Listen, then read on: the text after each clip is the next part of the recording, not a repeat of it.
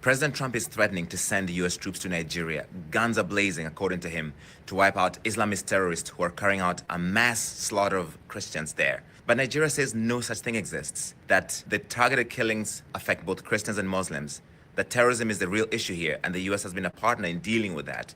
They say it's also a struggle for resources between herders and farmers, and they say there is no genocide of Christians in Nigeria. President Trump's own advisor, a Lebanese-American businessman who made his fortune in Nigeria, addressed this and said it does not target Christians specifically. People of all religions and all tribes are dying as a result of terrorist acts, but it's very unfortunate. We even know that Boko Haram and ISIS are killing more Muslims than Christians. So people are suffering from all sorts of backgrounds. President Trump is threatening to send U.S. troops.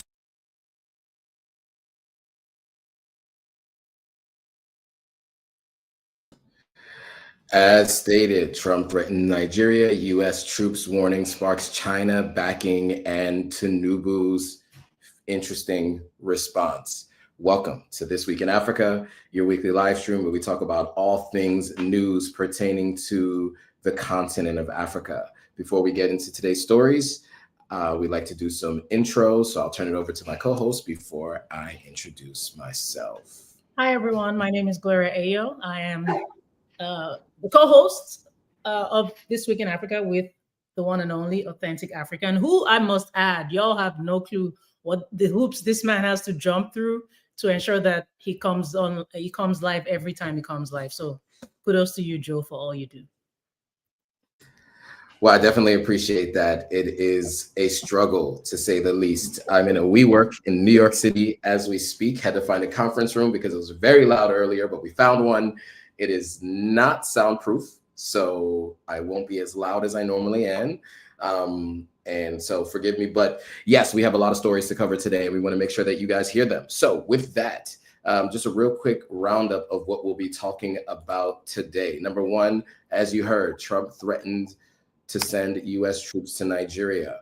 Then, of course, we have a comment from Bola Tinubu, the president of Nigeria, saying the portrayal of Nigeria as religiously intolerant is not our reality. And then China backs Nigeria after Trump's threat over quote unquote Christian killings. We'll talk about the Sudan, what happened in Sudan with the famine. We'll talk about how the UAE is closely involved in what's happening in Sudan. And then lastly, we'll talk about the aftermath of the election in Tanzania. So with that, let's get into the next video. This here is a video of Bola Tinubu, the president of Nigeria, dismissing U.S. President Donald Trump's claim of a mass slaughter of Christians in Nigeria, insisting that portraying the country as religiously intolerant does not reflect its reality. Responding on Saturday, President Tinubu, in a statement he personally signed, dismissed claims that Nigeria is hostile towards Christians, insisting the country remains committed to religious freedom and tolerance. I want to be clear that this comment was a written comment, not a verbal speech. There is videos now of people posting saying that is in response to Donald Trump. You may have seen those viral videos. Those videos are from 2 months ago, where he says, I'm not worried about Trump is doing it, what Trump is doing in America. That is not his response. This is going to be the response. It'll be read by a local news station on the continent. So we will play this video and then have some commentary on the other side. President Bola Tinubu today made a strong rebuttal to U.S. President Donald Trump's allegations of religious persecution in Nigeria, saying the country does not tolerate it. In a strongly worded statement, President Tinubu asserts Nigeria's commitment to religious freedom, emphasizing that the Constitution guarantees protection for all citizens regardless of faith. According to him, religious freedom and tolerance has always been a core tenet of the collective identity and shall always remain so for Nigeria. He added that the characterization of Nigeria as religiously intolerant does not reflect, in his words, our national reality, nor does it take into consideration the consistent and sincere efforts of the government to safeguard freedom of religion and beliefs for all Nigerians. He made it clear that his administration has maintained an open engagement with Christian and Muslim leaders to strengthen national unity, and address security challenges affecting communities across the country. The president added that Nigeria is willing to work with the U.S. and other international partners to promote understanding and cooperation on protecting communities of all faith. All right. So your thoughts on, first of all, the background of the story, because I think we do need to give some context, right? There's some conversations about, is this a Christian genocide? One, Trump's advisor in the original video speaking to the fact that it is not just Christians experiencing loss of life from Boko Haram and from ISIS. And then TINUBU'S response. I'd love to hear your thoughts on all of those fronts, Gloria. Yeah, well, first of all, I want to state candidly that I am not a fan of threats to a nation, even if it's just implied. Whether or not we agree with the government in power, calling Nigeria a disgraced nation is not acceptable. We've seen what Western military interventions in places like Somalia, Libya, Iraq, Afghanistan, we've seen what they caused. Mm-hmm. But the irony, Joe, is that this same government actually invited the U.S. to interfere in our insecurity issues back when they were the opposition. Matter of fact, that approach is part of what got them in power. So what are they disputing? They did deploy rhetoric that strongly implied a deliberate or at least incompetent and negligent failure of the then government to stop the systematic killing of Christians. This isn't the first time Nigeria has faced the CPC designation. The US, actually under Trump, placed Nigeria on the list during his first term as president. But some would tell you that it's a lot more complicated than that. That if this affects all people, regardless of religion, then the US is missing that. Some would tell you that it's about land. We've discussed this before: land, resource scarcity, climate change. Others would tell you that Christians have actually been targeted specifically, and that unless one is from those communities where these cases are underreported, we're not in a position to dismiss these issues. Some have questioned the US's motive. We know Nigeria is Africa's largest oil producer. Nigeria has rare earth elements and critical elements that the globe needs when you're talking about global technology, when you're talking about defense supply chains. So some are skeptical and even suspicious of the United States' motives. Some have even gone further to suggest that this threat may just be a way to force the Nigerian government to make concessions on trade, to make concessions on military cooperation, to allow access to resources, and that is not actually a genuine interest in Nigeria's, in Christians being liberated, as it were. Some even see this as America's way of appeasing conservative and evangelical political groups in the US. We've seen a lot of reactions from groups throughout the world, actually, that are in support of what Trump said of the United States. I have actually seen a lot of hilarious memes around this. But interestingly, some people do believe that America would actually come to, I don't know why some believe that America is going to come attack Nigeria. But let me just make something clear. Yes, the US military presence in West Africa has actually seemed threatening, but the focus has always been on training, intelligence sharing, advising people on how to counter terrorism, often through AFRICOM. So if we're thinking there's going to be some kind of direct intervention in a nation as sovereign and strategically vital as Nigeria, that would actually be a stretch, I think. That would actually be a stretch, because international law actually prohibits the use of force inside another sovereign state without consent or without the UN Security Council approval. But I think regarding whether or not this is a genocide on Christians, what makes this far more confusing than it should be is because these cases are actually underreported. Generally, all cases are underreported. We don't have sufficient data. So once again, Nigerians are divided, And speaking of this very, because I keep talking about the division and what brought us here, again, it takes us to the amalgamation of 1914, which I discussed on my page when I was talking the African story that I do on my page. Joe, you were actually a collaborator on that. I recently talked about borders being created and what they have done to Africa. Here is a consequence of these lines that were drawn across Africa, splitting ethnic groups and grouping countries like Nigeria together for the British colonizer strategic interest. Because clearly we are ideologically different. And since we've hardly had governments that come in to unify us, I'm afraid, Joe, that this story may keep being the same. But America coming in, the West coming in, will only worsen the division. Let's learn from other countries. 100%. Well put. And just two things that I'll add there. One, what the implication is that this is the work of Boko Haram and ISIS, who, obviously were where the unalivement of large numbers of people happen through the perversion of Islam. Right. And so what can and does happen frequently is that other groups are targeted and other people who practice Islam differently from the terrorists who are executing people. Right. Many times they execute people who sympathize with other people of other religions. So there is a possibility that this could be that other people from Islamic faith are being unalived because they may be supporting and or living with other people of Christian faith. We don't know. But what we do know is that when the United States signals something, they generally do something, right? When countries like Venezuela we'll say El Salvador, even when certain people are designated as terrorists, they're designated as certain things, certain actions happen. U.S. mobilizes military with ships in that area.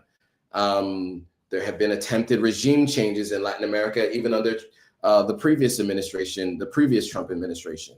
That his team is not, the people, especially like a Marco Rubio, are not that adverse to regime change. So to all your points, regime change never works. Every time the United States has participated in regime change, they either had to stay in that country in perpetuity or they've completely demolished the country. So Japan, where we bombed, we obviously have Korea, where we've been in war with, Germany, right? In all of those instances, the United States has kept troops there in perpetuity and will always, right? And there's always been the attempt to try to keep those countries going. For countries that the United States doesn't care if they maintain their status quo from before we came in there, Libya, Iraq, as you mentioned, and many other countries around the world, they're left to the vacuum of power that they have, and you see what happens to those countries. So I just want to mention that to those folks. And then there's one other thing I would say, which has been reported on a little bit, but we don't have enough information on as of yet. But a number of senior military leaders have been fired in Nigeria over the last week. And there's a lot of questions about whether or not this was an attempted coup, because a number of people were fired. And so those things could be related. They could not be related. But these are all things that we'll be watching, and we will definitely keep you guys posted on as time goes on. Now, there's more to this story, right? That was up until Saturday. Well, since then, in the last 24 hours, China has stepped in to defend Nigeria's sovereignty, warning against foreign interference under the guise of human rights or religion. Beijing reaffirmed its status as Nigeria's quote-unquote comprehensive strategic partner, emphasizing the country's development. Nigeria is part of China's Belt and Road Initiative, with over 1.3 billion in Chinese investment in Nigeria's lithium and mineral sectors, as you mentioned.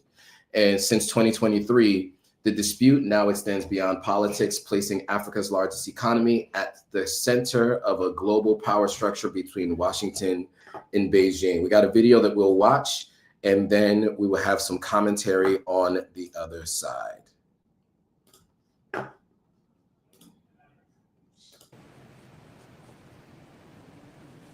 Let's now shift focus to growing tensions between the United States and Nigeria. This over Trump's military action threat and the Christian killings claim. Now, China has become a party in this row, as it emphasized its unwavering support for Nigeria's sovereignty. Beijing asserted itself as Abuja's comprehensive strategic partner and warned against any foreign interference in Nigeria under the guise of human rights or religion. As a comprehensive strategic partner, China firmly supports the Nigerian government in leading its people on a development path in line with its national conditions. China opposes any country interfering in other countries' internal affairs under the pretext of religion or human rights and opposes the frequent use of sanctions and threats of force. China's support for Nigeria is more than diplomatic solidarity. It has economic aspects to it, as Nigeria is a key partner in China's Key Belt and Road Initiative, or the BRI, which aims to connect Asia, Europe and Africa through a corridor resulting in heavy investment by Chinese companies in Nigeria's infrastructure, energy and mining projects. A report suggests Nigeria is one of the top African destinations for direct Chinese foreign investment in sectors like oil, natural gas and solid minerals, including lithium and gold.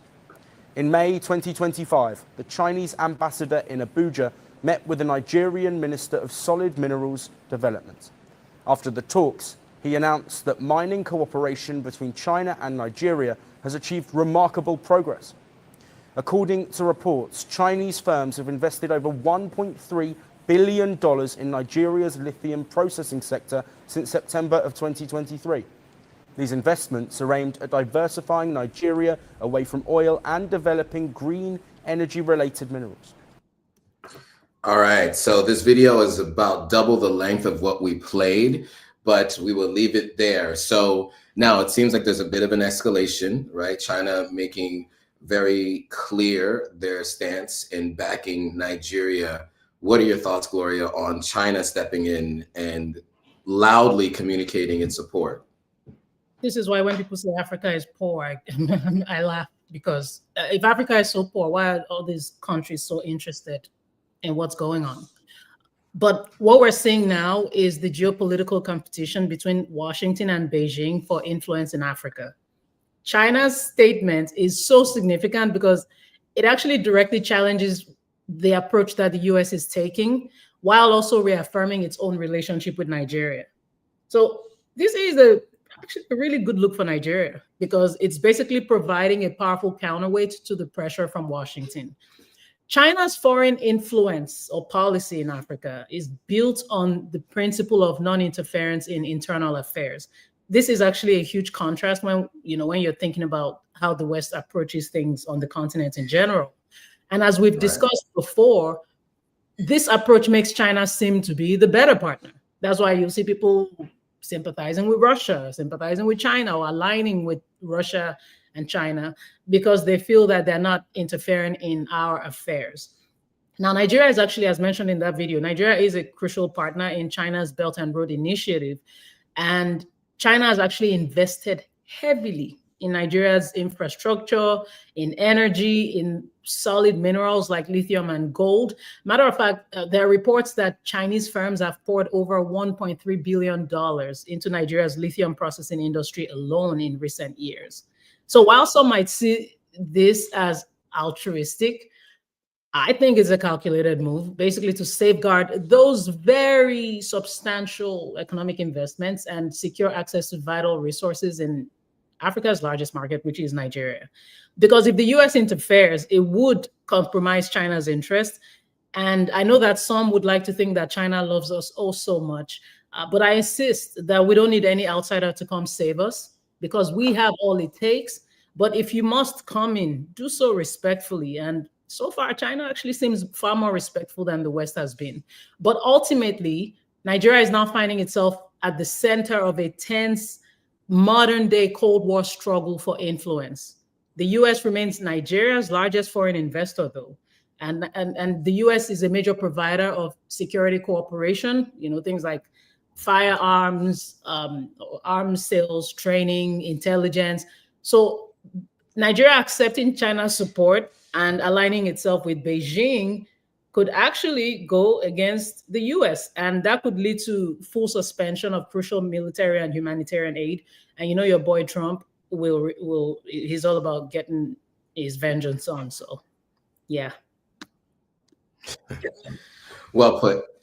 Yeah, and look, and you heard it in that video, and Gloria summed it up. I think, obviously China, they have an exact opposite view as the West, as you mentioned, non-interference versus interference. Now, the United States or the West tends to interfere only in places where they can have a heavy hand. They do not interfere in Saudi Arabia at all, right? You will not hear any interference from the United States as it pertains to Saudi Arabia. Very little interference as it pertains to Israel as well. Sudan. How about other countries on the continent of Africa? And it really all depends on where they can have that level of influence. Now, yes, as you mentioned, I think it's very important to discuss China's financial reasons for wanting to back Nigeria, right? And to show strong support. Look, China does have rare earth minerals, but there's no continent that has the level of rare earth minerals that Africa has. And there's no continent that sells it as cheaply as Africa does, right? So the access to those minerals and the idea of being a better partner when you have the lesser of two evils as it pertains to the eyes of those who are making these deals. I remember watching a video of a woman who worked for the IMF, and she mentioned that her boss was like, I love doing deals in Africa. They never negotiate. They always give us what we want. He's like, when we go to Asia and we go to Europe, we're always negotiating back and forth. It takes long to negotiate. He said, Africans always take the first deal we give them. So easy. And I think that is something that we should be thinking about, because that is why China has such a strong investment on the continent. And that's why so many people on the continent will be praising China so much, because the small infrastructural changes that you see happening across the continent is enough for everybody to be fine with everything else that China does there, right? And so I do want to just make it clear that the idea that the United States not being the best partner doesn't mean that the alternative is the best, right? It's just different, maybe better, maybe it's just the least worst option. We always come back to the same thing. As Pan-Africanists, we should be working on trade on the continent with each other. There are so many rare earth minerals on the continent. So much of the world runs on those rare earth minerals. And if we work together with collective bargaining across even larger groups, it doesn't have to be all 54 countries, but even if multiple countries got together, the chain, it's like a union. There are unions at organizations for a reason around certain things. That's the reason why you see coal mines having to change the way they do things. That's the reason why you see certain car companies having to change the way that the work hours are. There's a reason why there are, paid leave, maternity leave. All these things come out of unions forcing institutions to make changes. So imagine if the continent of Africa acted as a union against all these trade deals they're having with other people, how much more you would see the continent thrive. We'd like to see it. We're not seeing it today. We're just reporting on what we see. With that, let's move on to Sudan. As we reported in recent weeks, El-Fasher has been taken by the RSF, a city ravaged by civil war. There was actually somebody recently abducted and believed to be and it's believed that he has been taken in South Darfur. The Sudanese ambassador to India confirmed coordination with New Delhi to ensure his safe release. Meanwhile, El-Fasher's fall marks the major setback in Sudan's army and reports of famine, war crimes, and mass displacement. As Sudan's humanitarian crisis deepens, the US administration under Donald Trump, in some cases, is pushing for a ceasefire. We haven't seen much, but we'll see this video and we will have some commentary on the other side.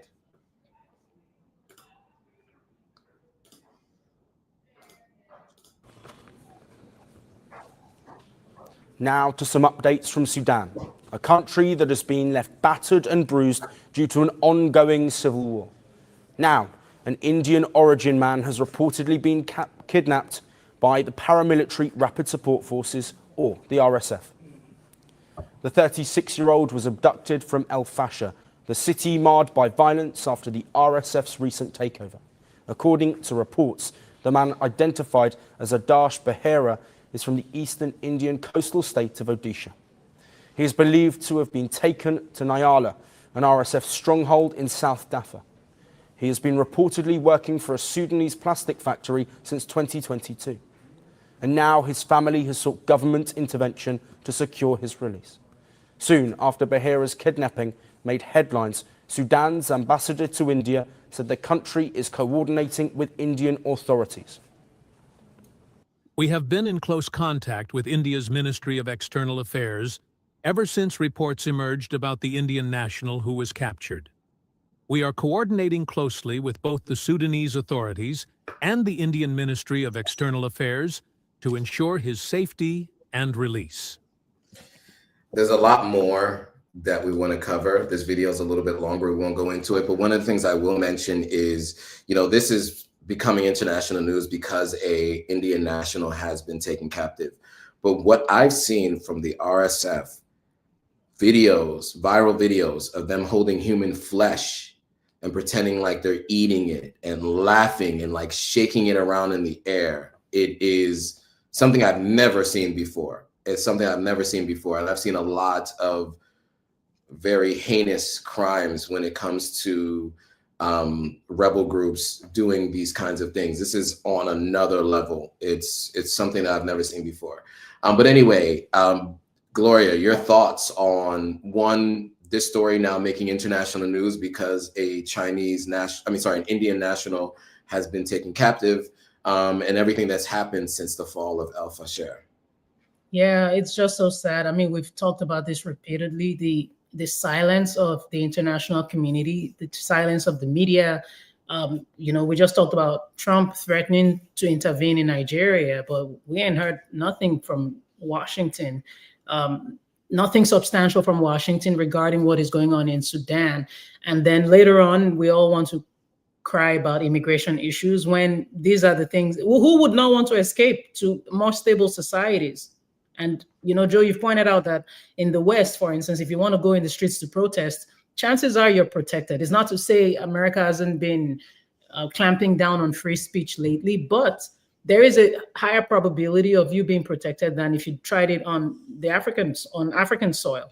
So it's unfortunate that it takes something this severe for the world to start paying attention. And I really empathize with the families and loved ones of the man who got taken by this group.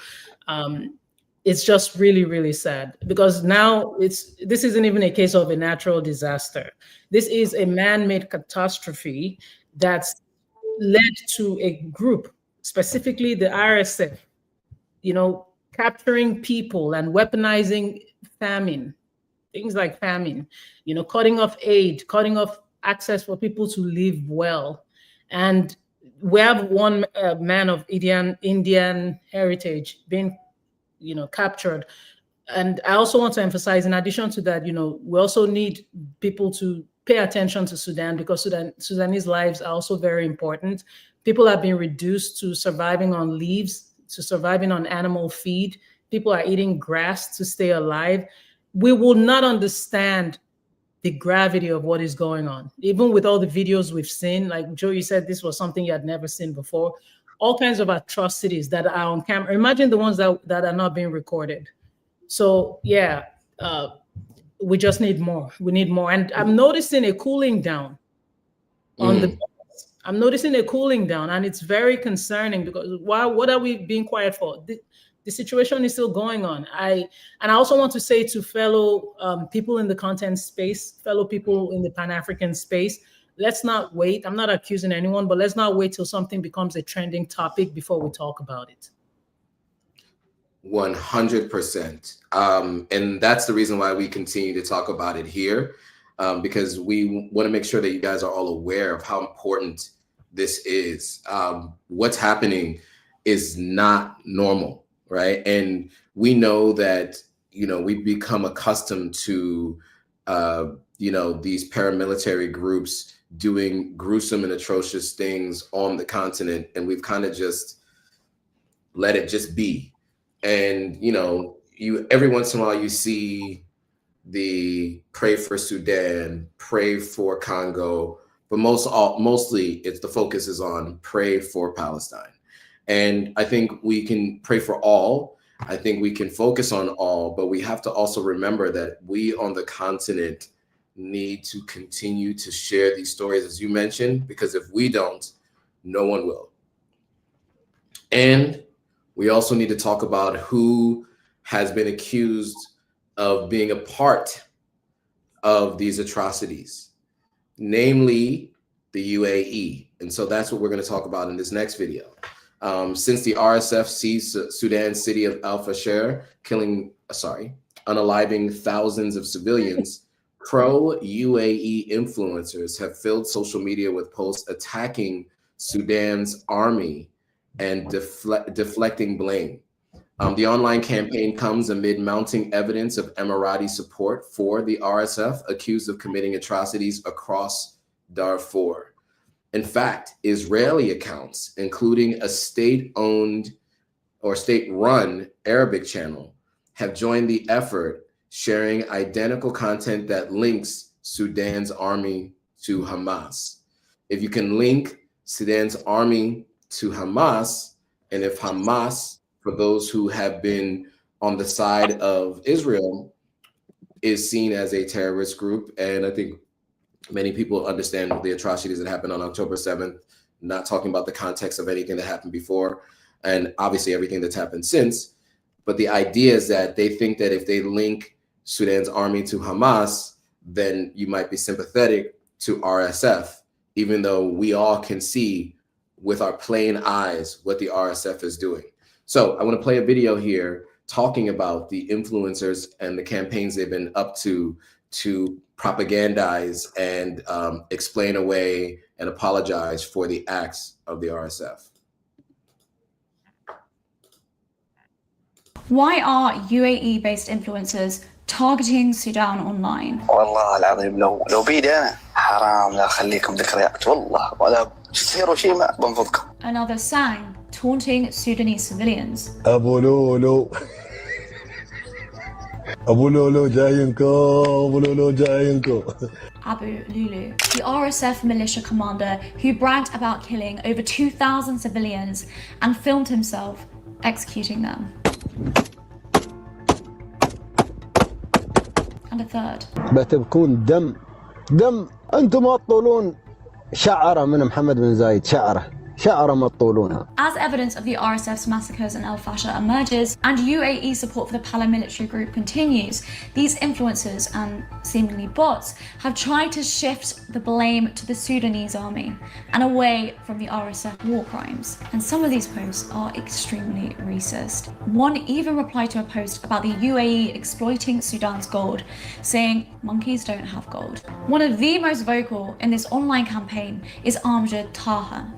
He's UAE based, positions himself as an analyst, and frequently appears on Western media. He has consistently linked Sudan's army to Hamas and the Muslim Brotherhood, framing the Sudanese armed forces as the Hamas of Africa.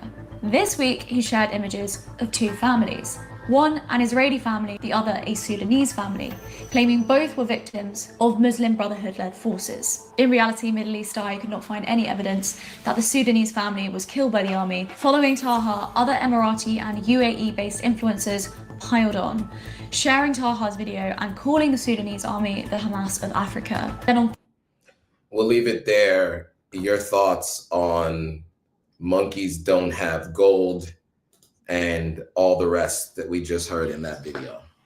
What a sad thing to watch. I mean, these videos are just proof. They've confirmed the worst fears about the objectives of the RSF, and obviously the backing by certain Arab people. You know, this is the evidence. Initially, it was whispers, it was suspicion, but I mean, we're getting more confirmation as the days go by. For them to be so brazen to come on camera and make these comments tells you that they are confident in the fact that they feel that they will continue to control Sudan and continue to unalive and displace the people. Because clearly there is a systematic elimination of the non-Arab civilian population, and the world again is silent. To weaponize famine, to weaponize, just these military aids or military weapons that they have in their possession, and to keep using that to suppress the people is sad. I mean, the IPC has actually taken it to a level 5. The famine, I mean, when it's at a level 5, that means it's straight famine. Okay, that's the integrated food security phase classification. Once it's at level 5, and that rarely happens, but this is what is going on in Sudan. And why, once again, we cannot be silent. If we keep being silent, there will be more videos like this being put out. And again, they're putting that out because the world is too silent. If there was enough noise, they wouldn't be so brazen, they wouldn't be so bold. Monkeys have gold. Wow. Okay.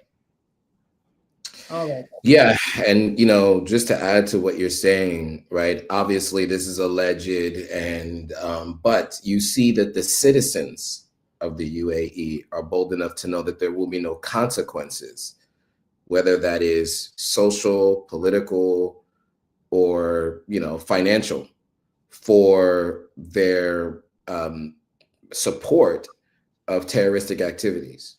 These are influencers, political commentators who go and online and in other, areas where they are, I don't know what the word is. I'm trying to look for the word, but basically there are media outlets that are legitimizing them by having them on and allowing them to spread this rhetoric.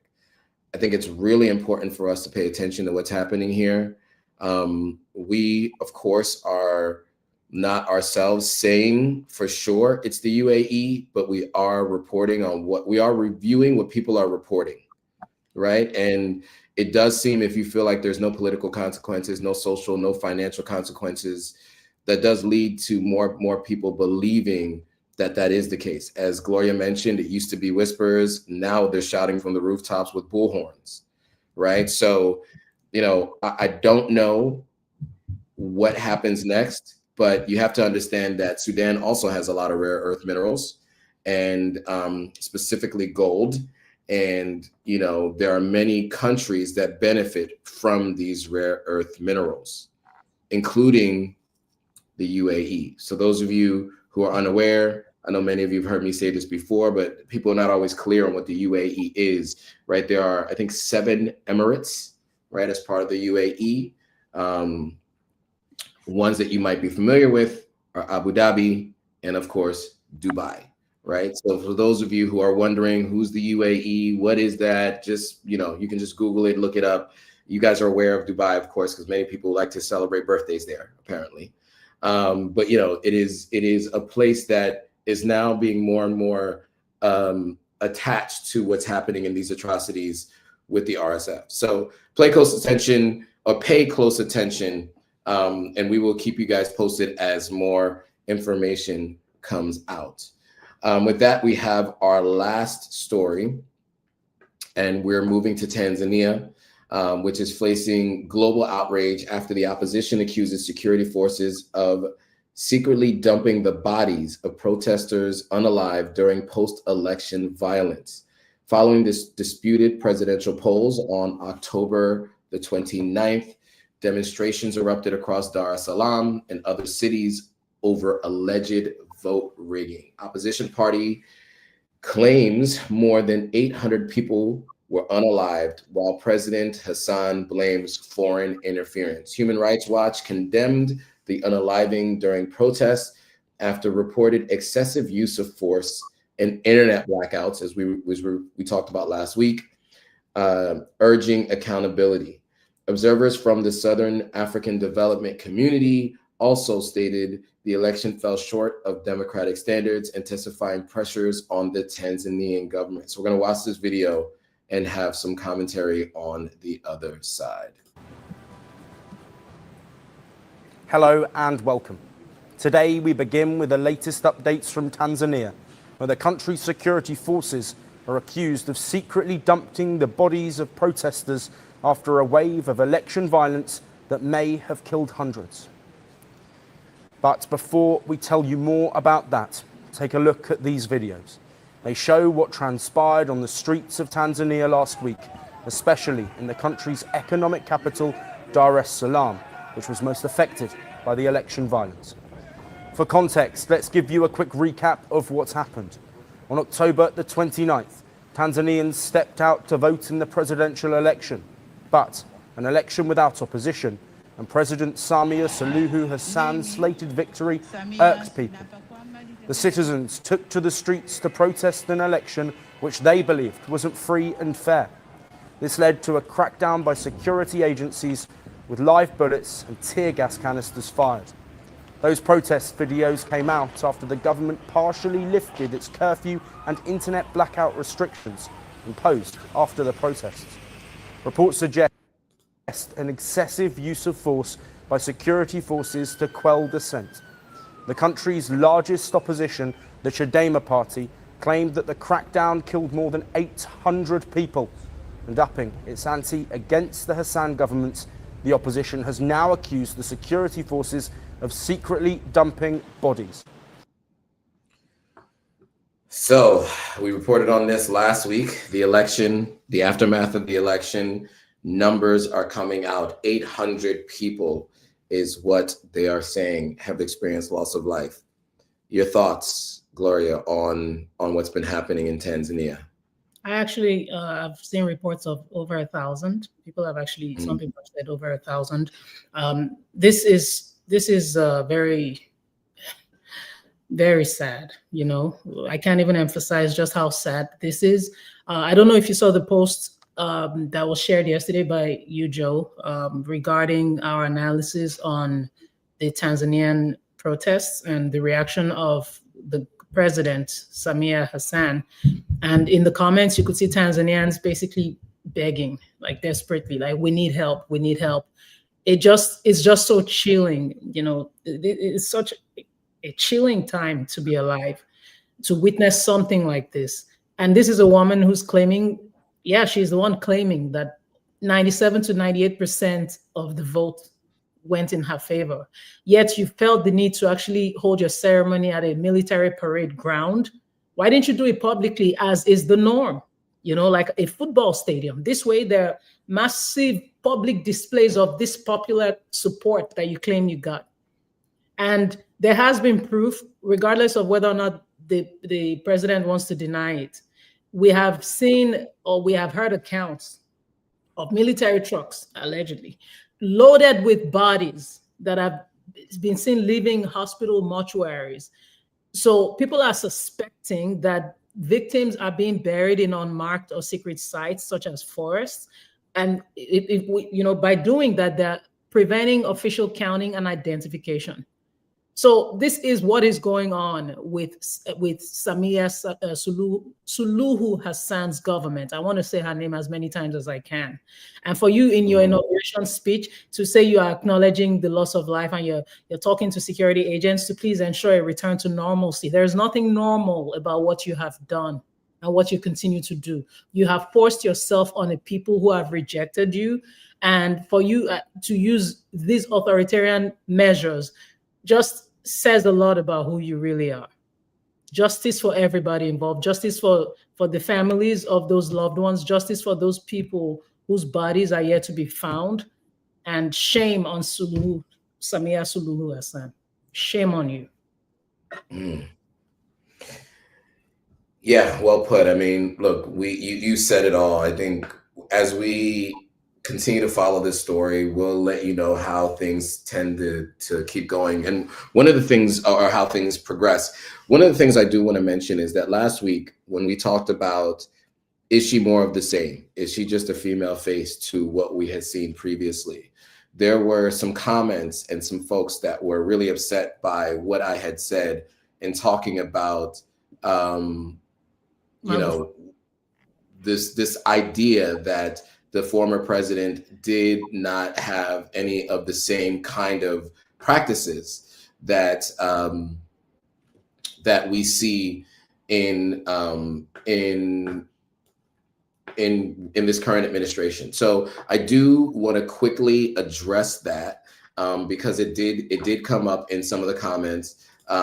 People specifically said this channel really thinks that President Magufuli was a bad president. Please give me an answer. I'm wondering the same thing. Someone else said the way he fought against bribery and corruption was amazing. Another positive aspect of his administration was how he held officials accountable for the work they were supposed to be doing. He limited extravagant expenses and travel for government officials, including himself. Any suggestion that he and the current president have similar political leadership is wild to me. Now, I think it's important to understand that propaganda is propaganda, right? And two things still can be true. So yes, of course, everyone is always going to talk about the things that they're doing to curb corruption. Every president who has ever been corrupt will tell you we've curbed corruption, we fired officials, we've done all kinds of different things. I think the thing is, they were just better at expressing that publicly and minimizing what they had been doing on the other side. This is a party that's been in power for 77 years, right? So just keep that in mind. And so they have the ability to be able to, one, quell competition, obviously do internet blackouts, all kinds of things that they can do.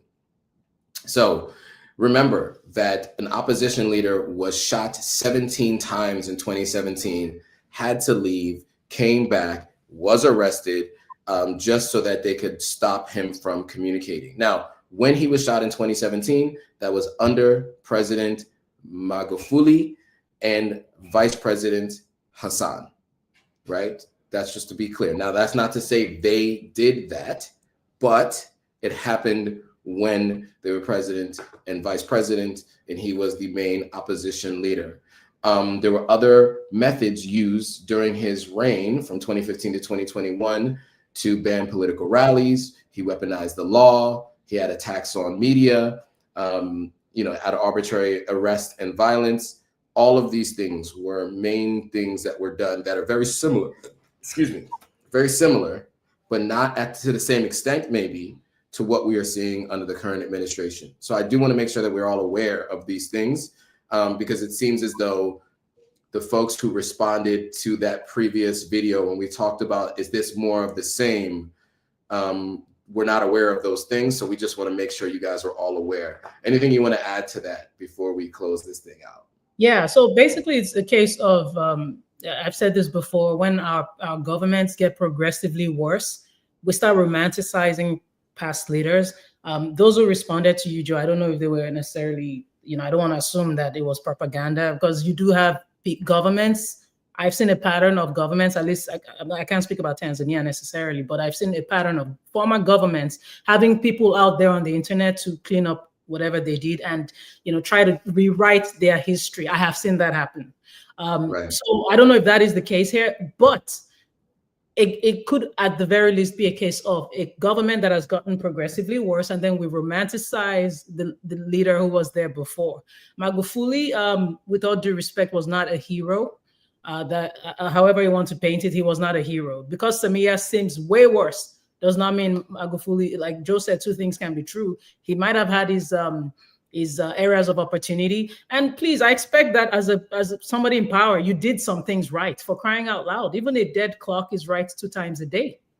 So you're doing your job, doing certain things right. You're not doing me a favor. You're a public servant. That's what you were hired to do. So if we want to romanticize, we can even look at Samia's record and say she did X, Y, Z. I mean, when she first came in, there were things she put in place that people liked. So I'm not romanticizing any past leader who, no, what we should be striving for are better leaders. I completely stand with you, Joe. And there it is. And I appreciate that. And so we just wanted to make sure we gave you additional context to that, so that, you know, everyone understands that we look at everything fairly and from all sides, and we want to make sure that everyone's aware of all the details as they become available. There was a very, very good video that walked through the history of things prior to Hassan being president. We didn't have time to go over it today, but, you know, just do your Googles. On that note, we are at time. So want to thank you guys all for watching. If you haven't already, hit that subscribe button, hit that notification bell on every channel here, associated here. Go to The Gloria Ayo, follow, like, comment, subscribe, and do the same thing on Authentic African. And with that, thanks for watching. We will see you guys all next week. Bye, guys.